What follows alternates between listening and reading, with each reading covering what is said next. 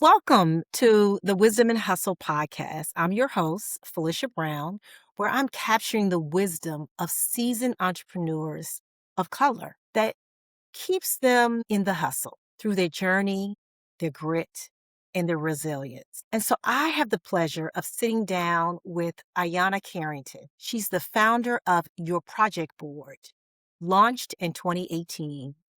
The founding of her business was personal and driven by a desire to create a more equitable entrepreneur landscape and a more equitable opportunities for women, particularly women of color. And so after being in the corporate world, witnessing disparities faced by women attorneys, especially those of color, this ignited her passion to build systems that not only foster growth, but to intentionally amplify underrepresented voices in entrepreneurship by offering administrative and social media support, especially for women. So, Ayana and I are going to talk about her journey, what it's like to be a woman of color entrepreneur, and her wisdom for staying in the hustle. So, welcome, Ayana. Hey, Miss Felicia. How are you? I'm good. I'm good. However, it's super hot here in Atlanta. So if I start melting again, Well, I honey, apologize. I'm in the DC area and it is super hot here as well. So, look, you are Mhm, in common mhm. company is what I will say. Yes. Yes. And so, I really read your bio and it's so fascinating. And so I Mhm, really wanted to unpack some of that, instead of giving away all the nuggets in the intro, but really to allow you to talk about, like, your why for creating your project board. mhm. Yeah. So I started your project board, like you said, 18. Actually, it started a little bit before that. The journey started a little bit before that, where I was working in law firms. And the last law firm I worked at, I met some amazing women attorneys, especially women attorneys of color. Mm. They were dynamic, they were phenomenal, they were innovative and enterprising. And I realized they were not necessarily treated the same as their peers. And so, without going into too much detail about the things that I saw, the disparaging things that I saw, I said to myself, I know that a lot of businesses founded, started by those of us of color, they aren't really given all of the things, the tools they need to scale, grow, be successful. One thing being funding. And I think the other thing being support. And of course, another one being education, but definitely support. And I said, oh, I can offer the support. I've been in offices since I was 18 years, no, ooh, even before that, since I was 16. Mhm. I've been working in offices and I was an intern, I was an assistant, I was a secretary, I was a paralegal. And so I knew that I had the information that could help at least women attorneys of color. So when I stepped out on my own, that was my first clientele, Black women attorneys. And people talked about what we were doing, people would refer us, people would refer me, and it just went from there. That's great. And so, Ayana, so now you're in this space and you're like, Mhm. I can do this. What were Yeah. some of your fears? Well, like when you start a business, when you're stepping out of your comfort zone, and corporate Mhm. America is really can be that comforting space in spite of all of the Mhm. challenges that particularly people of color face. It's still Yeah. scary. And so how Mhm. did you feel when you decided, you know what? I can help the people that I'm serving inside. I would say that I was stupid enough to not have fears. And maybe I was like, there's some things I don't know, but I was bold enough and ignorant enough to think that I could do it as long as I wanted, as long as I helped the people that I set out to help. So I was like, why not? I know how to start a business. I was in law, so I knew how to literally form entities, at that time. And so I was like, I can do this. They can do it. I can do this. Very ignorant and very full of myself. And I took my computer and I formed a company. I created a name. I created a logo, all of this. And I started walking around telling people about your project board. And I talked about who I wanted to work with and who I wanted to help. And so, yeah, I was foolish enough to not have fears. I think for me, corporate became uncomfortable, at least to just witness what I saw, and it just didn't sit right in my spirit to stay in that, environment at all. So I was bold, brave, and dumb. You and that's very interesting because you might need a Mhm. little bit of that to not allow that to hold you back. Yeah, And so yeah. when you were when you were walking in that, like, Mhm, that you felt like there was nothing that could really stop you. And so that's mhm, where a lot of people are like, "Oh my gosh, like, can I really do this? Like, I've been mhm, this 9 to 5 where I've been comfortable mhm. getting this, like, 2-week paycheck." And so Yes. it's that fear that oftentimes entrepreneurs face. And so Yeah. it's a good thing that, as you say, you were just dumb enough to be like, "I'm doing it. I mean, seriously, I'm just doing it." Yeah. And so what was the reception like? Like, I mean, like, from your peers and your family to say, "You know what? I'm done." I think in the case of my family, I've always been a bit much, so been a bit extra, just like, "Oh, here she goes again." So here she goes doing something else again. And probably the same with my peers. I think you have been lucky to meet me more recently, where I'm a little bit more subdued, and even then, I'm an excitable personality. Like, "Oh, yeah, we could do. Uh-huh. Why can't we?" You know what I mean? Right, and so, for them, it's just like, "Oh, no, there goes Ayanna." I think when I started out, I was lucky because I was in a space that had a lot of Black entrepreneurship, Mm, and so there was a lot of people who were like, "You should name specifically who you're aiming to help. You should name specifically that you're working with women of color." And because I was probably too enthusiastic, those were the first people who would start pointing others towards me, like, "Oh, yeah, Ayanna says she can do this." And, these are people who are still in my network to this day. They're even a part of our little ecosystem of small businesses that we're a part of, you know what I mean? So, mhm. yeah, I think if there was any negative reception, no one told me. They were just like, "Oh, okay, there's Ayanna. That's what she's doing." And I had pretty much positive feedback because people sent business my way. And so there you have it, like, people Mhm, really believed in you and believed in your vision. And so, mhm. like, where did this name come from, your project board?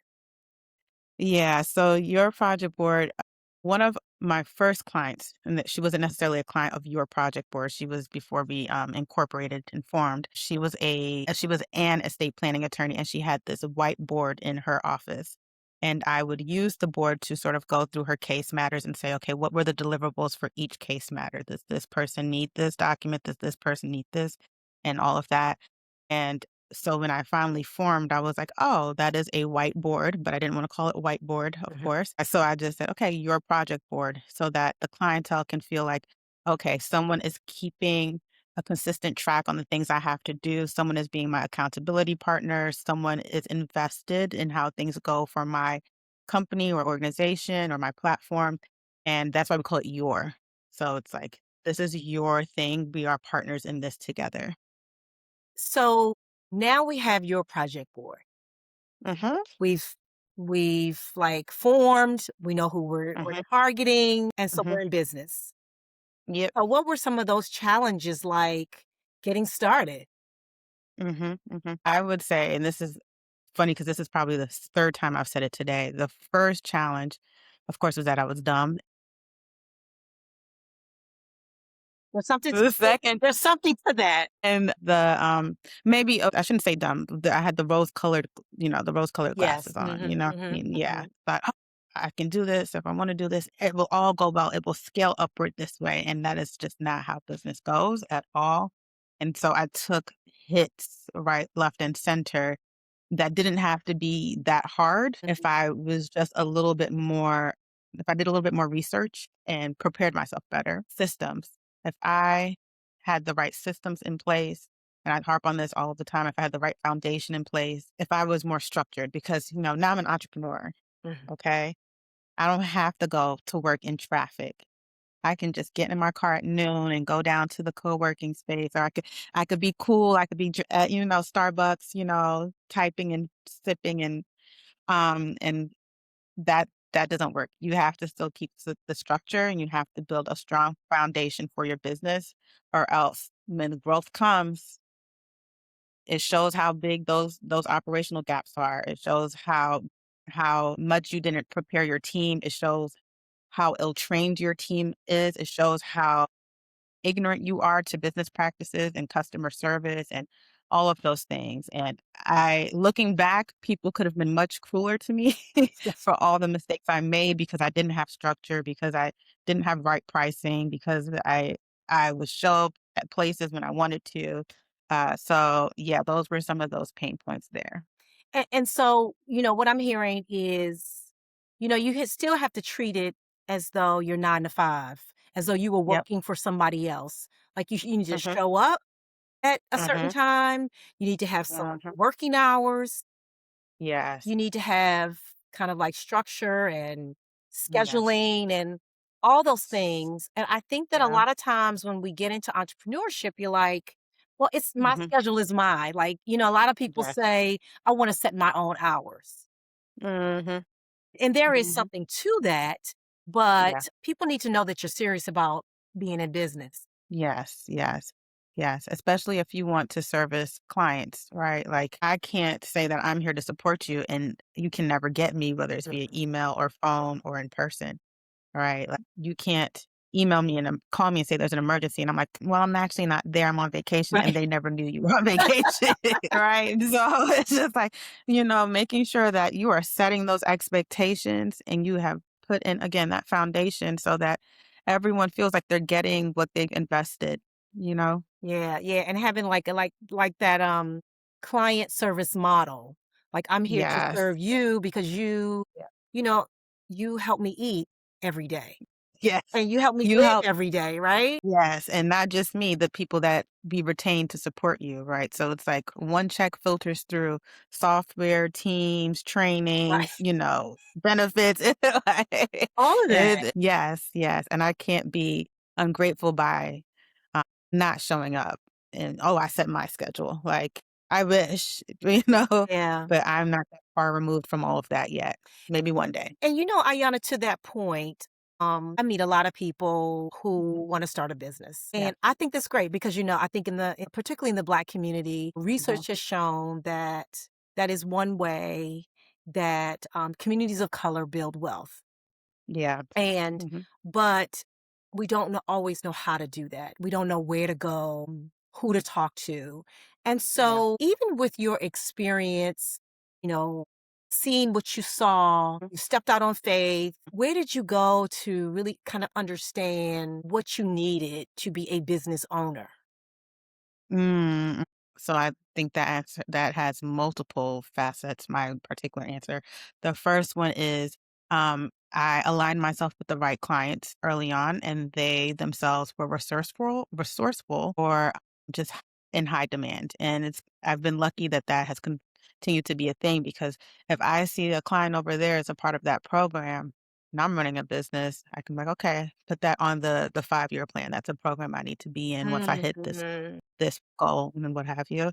And then, of course, learning through pain, like, just realizing that, okay, I've messed up here. I need to be doing some deep research so I don't mess up again. But yeah, so I would say it was twofold for me being lucky to be aligned with the right people and therefore next in line to be in the right rooms. Mm. Because once those people are in those rooms, they start saying, okay, this was who I think could be next or who I think you guys should look at. And then, of course, again, rose-colored glasses, getting knocked down and be like, "Oh, okay. I need to research this and do better at this." Yeah, yeah, Mhm, and so what I think I'm hearing, Ayana, mm, is mm, that you want your name to be spoken when you're not in those rooms, because they're really mhm, watching how you're conducting business, how you're managing your business, um, mhm, how you are managing your clients, how you're yeah, responding. So I think that's really key that people are mhm, thinking about you when you're not in their presence. mhm, mhm. And so that's really kind of how you grow, really. That's how Yes. you scale your business. And so, starting a business ain't easy, Nope. particularly particularly when it pertains to funding. Uh-huh, uh-huh. And I Mhm. think about like, when I'm embarked on this podcast, Yeah. you know, I think about when I was doing this with my employer. I had all the Mhm. resources to bear. And then when I said, you know what, I'm gonna do this on my own. I got some experience. And then I was like, wait a minute. You mean to tell me I need to buy a microphone and I need to pay somebody to edit it? It's Mhm, all mhm. these expenses that Mhm. you kind of forget about. Yep. And so how did you begin to fund your business now that you taken this leap? Mhm, mhm. I had this nice thing called an IRA, Oh, and I had to pay that paper withdrawing that, but I took that and I used that to fund the business. I think the best part about what I was doing was that I was completely virtual, or I was attempting to be completely virtual. So all I needed was the computer and the phone, and every now and then showing up to events to make sure that people still saw who I was and stuff like that. So I didn't have a lot of overhead. So I was able to keep that slim. And when we started, we were contracting out virtual assistants. So it's like, oh, okay, I make money every time someone works an hour somewhere else. Do you know what I mean? mhm. So that's how I was able to fund it starting off. And I, of course, as time went on, I would get very small loans from certain platforms and very small grants from other platforms. So I received a grant from Meta somewhere around 2020, 2021. I did other programs, and those programs gave us small grants for participating, Partnership for Southern Equity. Mm. I did two of their two separate cohorts under them. And I just kept going and going and scaling from there. But again, I was very lucky because I was running a business with very low overhead, and it wasn't a business that required me necessarily to be seen a lot because we're behind the scenes as virtual assistants. So all I needed was a working computer and some Wi-Fi, which I could hustle off of a Starbucks anytime I needed it. Right, right, right. So, Ayanna, I've heard that a lot of businesses who get started, Mhm. they spend a lot of money in the early stages, even Yeah. before they start generating any income, and Mhm. really before they kind of really get cemented into Mm. what the business is poised to do, traction. And so, Mhm. you work with a lot of clients. Have you found that to be true? Yep. Yep. And You are 100% And right. so now, and I would consider you seasoned. And so how you're providing this service to business owners. And I know it's about, social media and administrative costs. I mean, are you Mhm. guiding them in that area in any of that as well?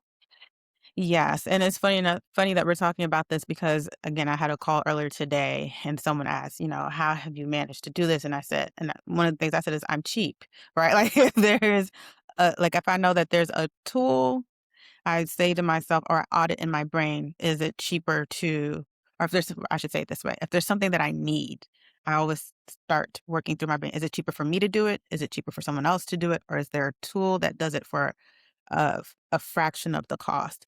And so when people first start out, they're like, I need to get this, I need to be with that coach, I need to have that membership, I need to do this. Mm, I'm the type of person that's like, okay, I don't know if I want to invest in an annual membership, but they may have two events per month that they will probably have at a price. If enough people don't attend, they'll knock it down.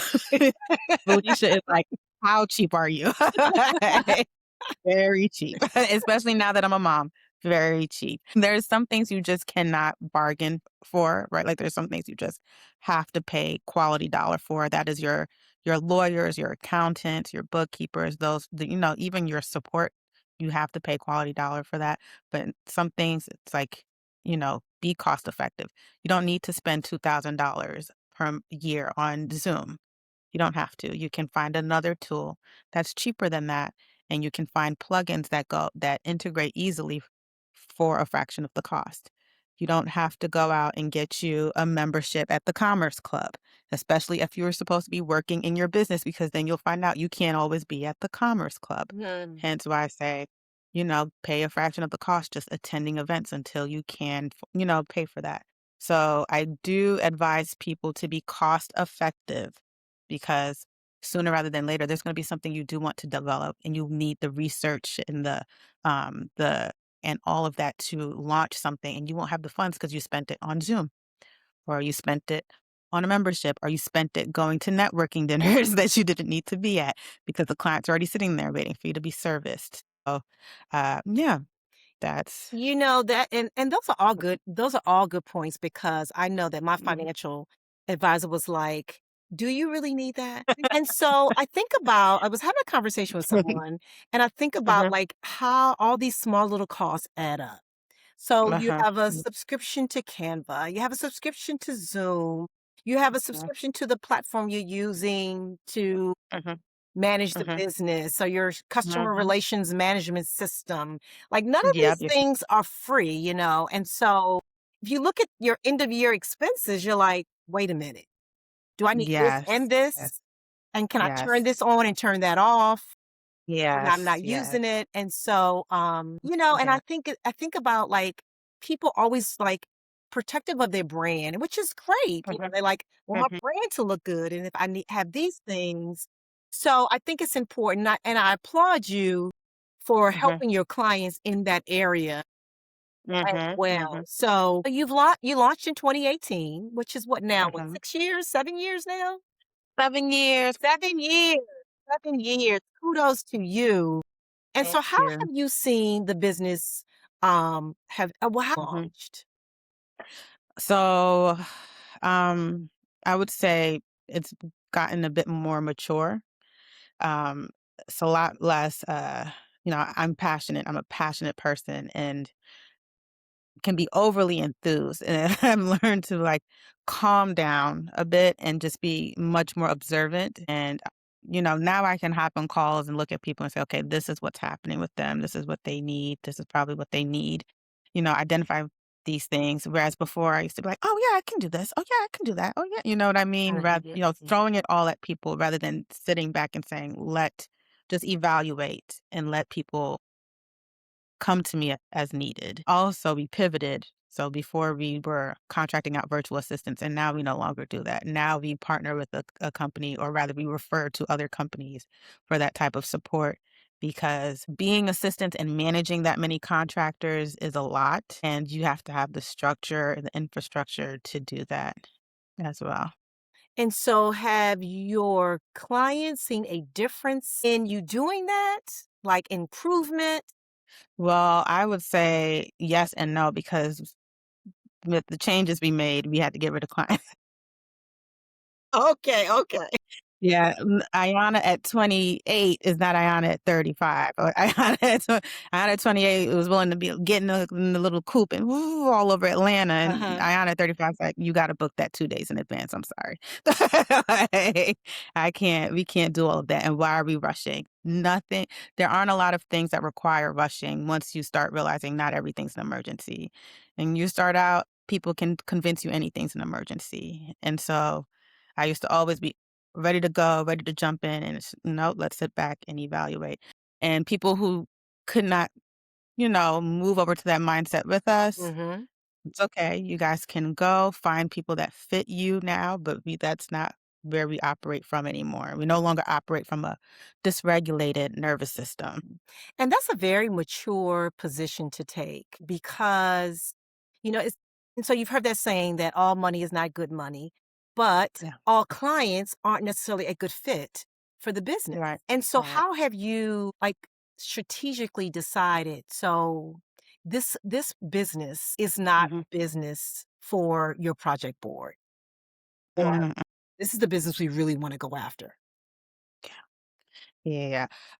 Well, initially, there was, like, literally just 2 things. You be a Black woman and or a woman of color, Right. and you are doing something that was impactful to our communities. So, that was literally the only 2 prerequisites because I thought if people were doing good work, that meant they were good people, and that's not necessarily the case. Say Or that. yeah, or that they're good people and that we shouldn't mesh because I think I'm a good person, and that's not necessarily true either. Like, people aren't everyone isn't meant to get along, and that's okay because there's so many of us here. Mhm. And so now I listen to my gut. Now, years of experience allows me to think and observe and calculate faster. So I can sit in front of someone and say, okay, no, that's not going to work. Okay, no, they don't have that yet. Okay, so I'll just need to wait until they're ready for that. Like, Mhm. now I'm willing to wait years for someone to come back around and be like, "Ayana, I finally have what is needed for us to collaborate and do this." Whereas before, I used to be like, "Oh, I could do this. We can do that. I can work with this." Making a lot of, what is the Concession. word? Yeah. Yes, a lot of concessions, making a lot of concessions. And now it's like, this is the hard line here. And when you're ready, we'll be here because we believe in you and what you want to do. And if that never comes, we have these resources for you. We have these people for you. We have this community for you. Please take advantage of that and continue to do good work because good work ripples, it ripples through our communities. Mhm. And that type of stuff always comes back to you when you intend for good to happen for yourself and others. That is great. I love Oh, thank you. No, because I think about, like, what it sounds like, you're also coaching you're coaching businesses as well. I mean, like, Mhm, while you may not necessarily take them on as clients, but as mhm, someone who's been in business for 7 years, you mhm, have learned enough that you can, coach them and convey some of your learnings to them. mm, And so mm. what have you found that like some of the things that that you're able to transfer to somebody who is interested in starting a business, new at entrepreneurship? Mhm, mhm. Oh, a few things. First one, be detached. Be detached. I know that some people say, "Oh, don't bring your feelings into it." That's hard when you're a human being, right? Like, that's hard. We have the things that trigger us. We all have our own, stories around how we came about and how we've lived life, and, there are things I could say unintentionally harmful that harm you, Mhm, you know what I mean? mhm, And so I've had to learn, like, not everyone knows the context, the language, the way you use language, the way you think about things. People don't readily know that stuff. So you can't be offended by everything. You can't get defensive about everything and just try to be detached. The amount of no's I've gotten in the past 7 years for things. Right? And the person was just like, "Well, why? Why not me? Like, see how great I am?" And now it's just like, "Oh, that's a no. Okay, go back. Why is it a no? What can I do better? I would love for the insight. Can you help me?" And that's also like one of the biggest things around that partner hub. It's like, no, we're here to use this as a feedback loop, a feedback tool, because there are people who have information and context that all of us don't have. mhm. So that's why, I started that. But being detached is very important because it keeps you from causing harm in relationships that are needed, that are ultimately needed. It keeps you from harming your team and your employees, which to me, out of everything, my team is the most important to me and the people that rely on both in your project board and my personal life. I always want them to feel safe and comfortable. Like, yes, I still have to be hard, still have to say these are the deliverables, but have they eaten? Are they safe? Mm, mhm. Those things are very important to me, and sometimes they as people aren't always going to be in the right headspace, and so sometimes things can not be done to the way I like them. Things can be said not in the way I like them, and I can't get up every time they don't do something I like and be like, "That's not done the way I like it." Right. And it's like, "No, just wasn't done the way I like." Move on, detach from it, move on to the next I thing, love that. and the same for other relationships as well. And so what are you finding that you still are challenged with as a business owner, even after 7 years? Waking up early. Woo, I want to so much. I want it to be Honey, enjoyable. I understand. I understand, I understand. It has never been enjoyable. I don't know, like, when people are like, "Oh, we're a part of the 5 a.m. club." I don't know if you've heard that before, the 5 No, a.m. because club. I'm not a part of that No. club, and they've never invited me to be a part of that club. There's, like, this whole movement of people like, "You wake up at 5, you read 2 books, you do this, you do that." Uh-huh. And if I wake up at 5, I'm hitting snooze. I am rolling back over. I cannot do this. Yeah, I can't do this. But I wish I did because you get so much done in that quiet That's what I time if you hear. do. Yeah. And you're like, "And I will never witness it." Yeah, I hear that. I mean, people early birds say, "Yeah, you get so much done." You You can get move the on with your get day. I'm like, it? "Okay, okay. Yeah, they wake up and they juice, and then they do 7 hours of Pilates before all of us are up. It's like, ugh.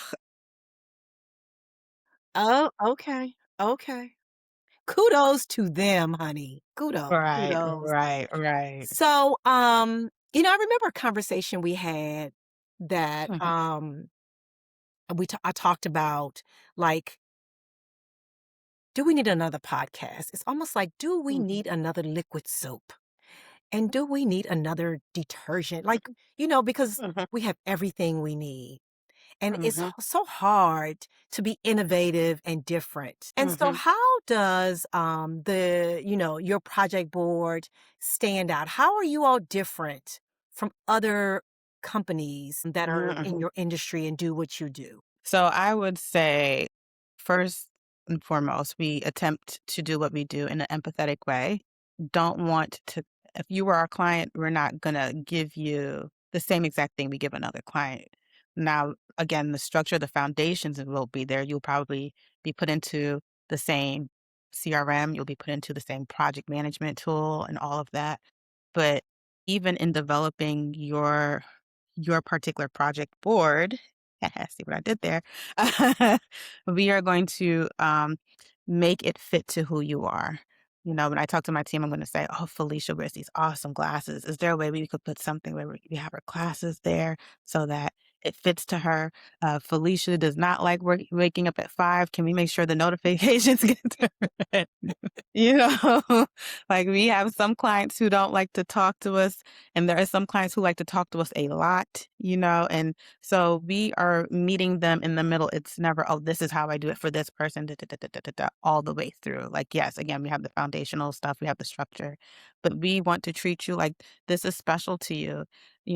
Growing up, I'm a lot older than I look. One of the problems was trying to fit 30 kids into a classroom and teaching all these kids the same way. Mhm, Now we know, and you know personally about me that I have a child that's special in medical needs. He can't be taught the same way mhm. people who are neurotypical are taught. And I think we should expand that to people should be treated the way they want to be treated within the structure that we can provide. And so that's very important to me, and that's how we stand out. You're dealing with someone who understands you, who is compassionate about what you're trying to do, and wants to be your accountability partner and your capacity partner in your scaling. That's great. That's great. And so I'm going to go back to because I think it's worth noting Mhm, that you've been in business for 7 years. And so mhm, we all know the stats. Most businesses go out of business between 5 and 7 years. And so mhm, you are still here. And so mhm. what are you most proud of since you launched your project board and some of your biggest wins? Some of my biggest wins for me, change every day. They change every day. But I would say is being both a mom and an entrepreneur because they have once I got over the postpartum and all of that, I realized that both of them were teaching each other. Both Mhm. experiences were working together. When I became a mom, I said, "Oh, okay, this is how I should treat people. This is how I should communicate with people. These are what boundaries look like. This is what structure looks like. This is why systems are important, right? Like when you bring home a baby, those babies, if they're anything like my kid, they come with, I should be fed, I should be changed, I should be cleaned. And you're like, oh, okay, this system makes sense. This is what reliability looks like. This is what accountability looks like. If I want you to be safe and grow, I need to take that same process and apply it to my baby, the business. I want you to scale and I want you to grow. So I should be paying attention to you. I should take you to the doctor. I should be asking people for advice.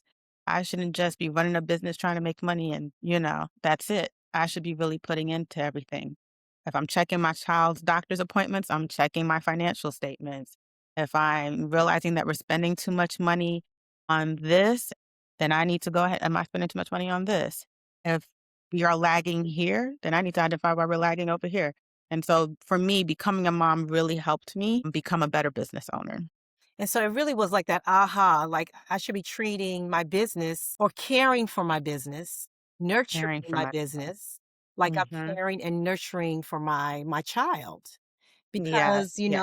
your business is your child, right? It's growing, it's blossoming, Yes. Yeah. and you wanna see it become an adult, right? You wanna be you wanna find yourself here 20, 30 years from now, Yes, or yes. however many years you plan to be in business. Mhm, mhm. And so And you I want all of the Oh, I'm sorry. go ahead.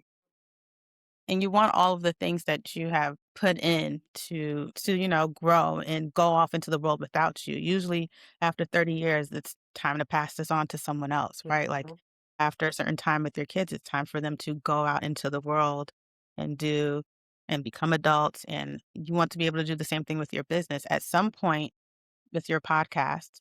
It should be yes. All you have to do is show up and sit down. There is someone who's got the questions, someone who's got the script. They fix the mic so it lands right in front of your face. All of it should be able to be handed off. manifest that, Ayanna, manifest that. Or speak it. Speak it. I mean, I like that analogy, and I don't know that Mhm, I've heard that before, mhm. but it's a great analogy because, Thank you. you're birthing a business, and just like a human being, it grows, and it needs Mhm, different things. Your business grows, it's gonna need different things, it's gonna evolve, and so that's I've not heard that, but that's a great analogy. And mhm. so, what do you wish you knew when you started that you know now? Yeah. What do I wish I knew? As I look off into the distance, I wish I knew how important, kind of going off of what we talked about, I wish I knew how important it was for me to wake up and be there on time, doing things Mm, on time. Being reliable is way more important than being brilliant.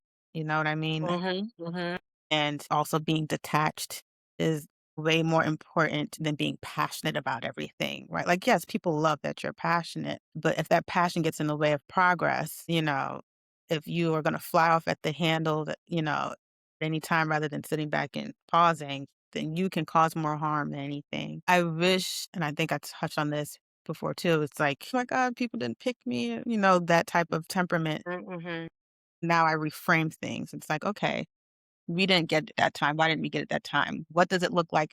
What do the people who did get it look like? What do they sound like?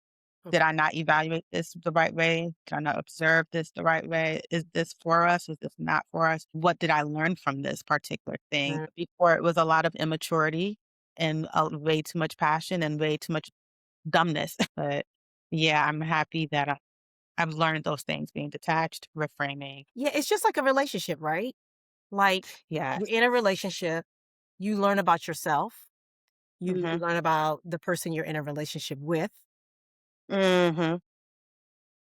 and you learn what you like, what you don't like, what the other Yeah. person likes, and you figure out, like, how to start to sing from the same song sheet. Mhm, And mhm, I would imagine you liken that to a business, like, this is how you work as a mhm, business owner, mhm, and this is how your client works, and so how do you all kind of meet in the middle? mhm, mhm, Or, mhm, how do you all mhm. meet in the middle? And so I with will say I can't sing, so I've never looked at a song sheet. okay, okay, I've looked at music sheets because my twin brother plays instruments, but okay. I can't sing. They Your wouldn't dare put that notes, in front of me. your notes, your notes, your notes, your notes. And so with that, what do you want people to know about starting a business? I want everyone to know you have to be tenacious and Mhm, you have to have grit. You have to keep going. You have to keep going. You have to keep going. You have to keep going. Someone that we both know said, just put one foot in front of the other.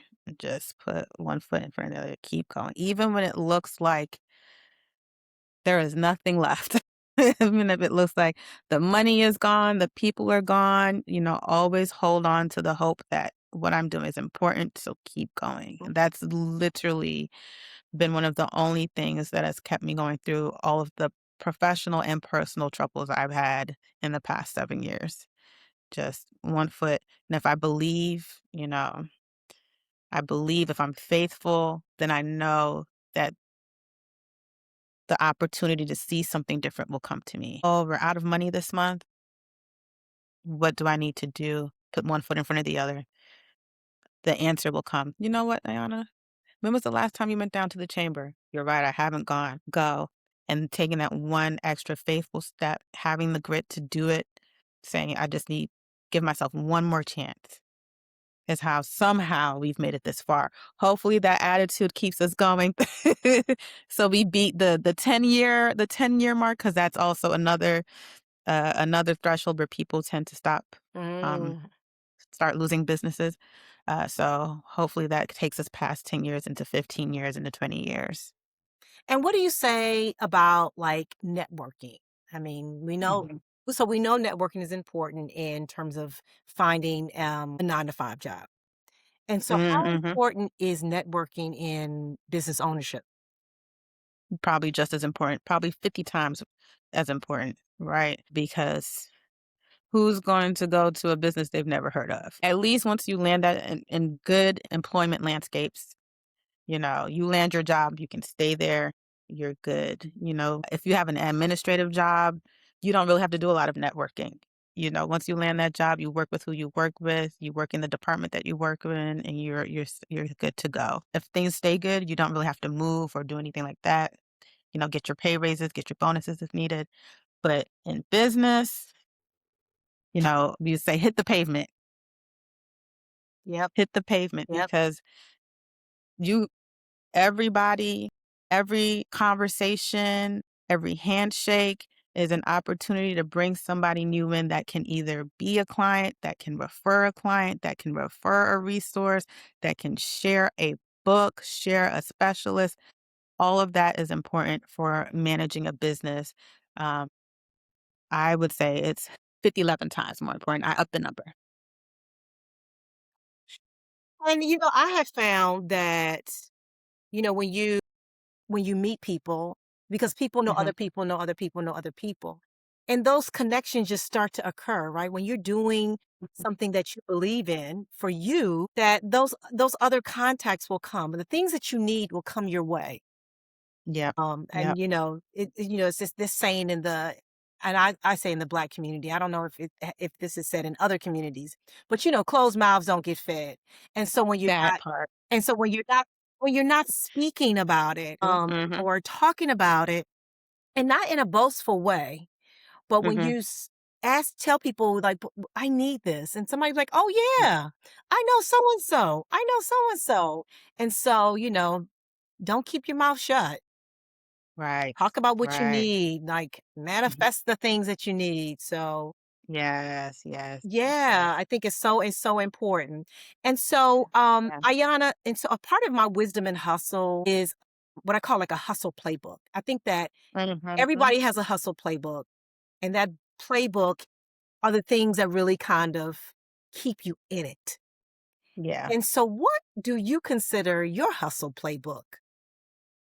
That's a great question, and I wrote it down, so Okay. I would not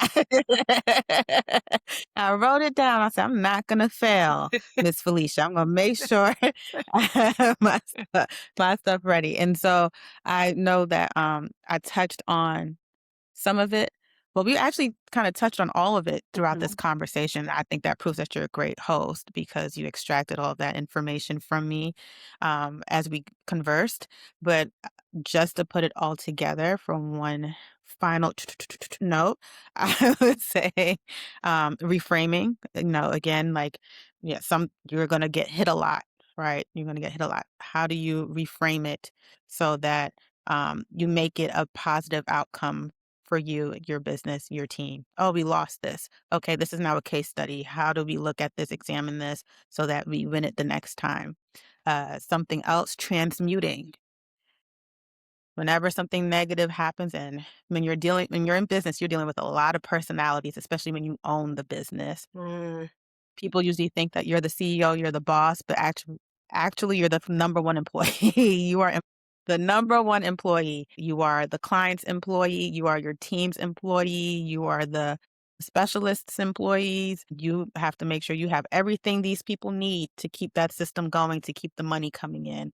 And so it's important that when bad things happen, you transmute that and you don't let that negative energy sit on you because it can make people very bitter. Mm, The next thing I would say is communicating, which was very hard for me because I'm slightly empathic, and so I can look at people most of the time and be like, "Oh, you need this, you need this. You're feeling this way, you're feeling that way." mm, Not everybody has that gift, and also a lot of people don't care to know what other people are thinking or feeling.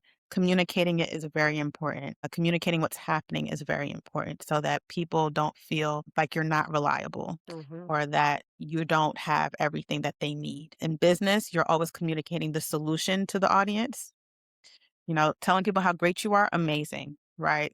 That's cool, but you should always be communicating, we're here for you. This is what we're fixing for you. We are reliable to you. We are accountable to you. You now need to pay us, right? Like, all those things are being communicated on all of that. And then lastly, what do I have? Oh, lastly, I have pruning. And this is Mm, just from the evaluation of the things you put in place, right? So you could be doing your podcast and you could say, I don't like the way that the formatting is, right? You will go through that process and you will prune out what you don't like. And that is very important. The same way you guys go on cleanses, the same way you exfoliate your skin, that's the same thing you should be doing in business. Okay, these people don't necessarily work. This type of client doesn't necessarily work. This type of attitude doesn't necessarily work. This type of platform doesn't necessarily work. And so that's important so that you grow and scale and move and make space for things better people, better relationships to come into the fold for your business growth. love it. I love these Thank you. analogies, like the pruning, like really Mhm, like cutting back the things mhm. that don't serve you well. Yeah. Love that, love that. And Mm, so, this is about wisdom and hustle. Like, so what are your 3 points of mm. wisdom for staying in the hustle? Sleep. It's funny, but I'm really serious. Go and get some rest, you guys. Sometimes when I see people start slipping away, it's like, did you take a nap? Did you get the right amount of sleep that is needed to do this? So get some sleep, build a strong foundation. Mm, Make a list of all the things you need to start and run a business and make sure you're putting those things into place. Have a strong foundation with tools, people, systems, resources, please, because the amount of times that even me, grown too fast and everything starts falling apart mm. because things were not built correctly. And I was also what? Not sleeping. Okay. So just not in the right mindset. And lastly, be grateful for the experience. Not a lot of people will become entrepreneurs. Not a lot of people will stay entrepreneurs, Mhm. but a lot of people who are entrepreneurs have a calling on their heart to do it. And be grateful for that experience because you will get to learn a lot more about the human experience from being in business. You will get to learn a lot about yourself if you choose to be self aware. And you will realize how much God loves you when He keeps you in it. Amen. You like, yes. I mean, Amen. I tell you, God is the thing, keep Him close, is all of this. That's wonderful. So before we close, Ayanna, we got to Hmm. know what's next for your project Hmm. board and how can people reach Hmm. you? Okay, so your project board is here. We're here to stay. Okay. Speak Right it. now, we're building. Speak it, okay? Speak it. We got to. We got to. And we're here. But right now, we are building out products for people who are starting their businesses so that they have the resources, checklists, guides, audits to help them know what they should be doing when they start out. You know, don't go getting that expensive membership. Mhm. You don't need to be at the Sky Lounge to do these things. You don't need Zoom's Pro subscription for $2,000 a year. Mm. So you're Mm. building out all of these tools and checklists for those of you who are budding entrepreneurs because we want you to at least get past your first 5 years. And you can find us at www.yourprojectboard.com and you can find me on LinkedIn. The name is Ayanna Carrington. So, Ayanna, this has been an amazing conversation. So many nuggets for particularly for people who are like you, who are like, I'm ready to take that plunge. I'm Mhm, tired of being looked over, or I'm ready mhm. to retire. I'm ready for my what's next. And so Yeah. I think a lot of people are in that space where they're thinking about, Mhm. okay, what else can I do? And I've had Yes. this business idea that's been noodling for a while. Mhm, And mhm, now, mhm. like, how do I do that? So thank Yeah. you, thank you, thank you. Thank you for joining us for such an inspiring and powerful story. And so I want to Mhm. thank my guests for joining as well to listening in to this Wisdom and Hustle podcast. I will say, be Mhm, sure to like, subscribe, and comment on my mhm, YouTube mhm. channel, Wisdom and Hustle, where you can listen to this podcast. And in the words of Snoop Dogg, until the next episode, see you and chat soon. Period.